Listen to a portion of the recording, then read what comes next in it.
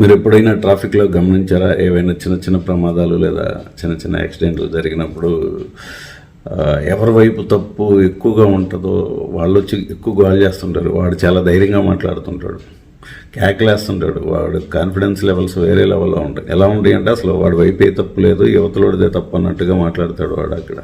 కానీ నిజానికి వాడి వైపే తప్పు ఉందని వాడికి తెలుసు.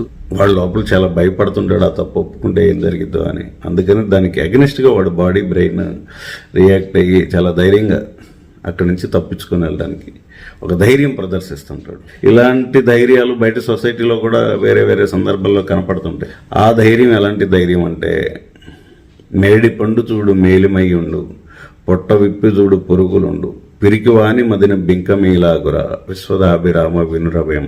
మేడిపండు బయట నుంచి చూడటానికి ఎలా ఉంటుందంటే అబ్బా అన్నట్టుంటుంది, కానీ ఇప్పి తీస్తే పురుగులు ఉండదు.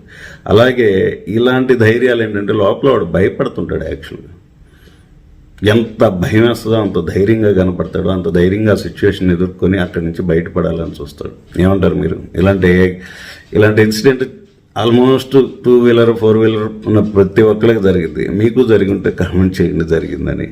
హాయ్ ఫ్రెండ్స్, గుడ్ మార్నింగ్, ఎలా ఉన్నారు? సబ్స్క్రైబ్ చేసుకోకపోతే సబ్స్క్రైబ్ చేసుకోండి, అలాగే కొంచెం షేర్ చేయండి అబ్బా.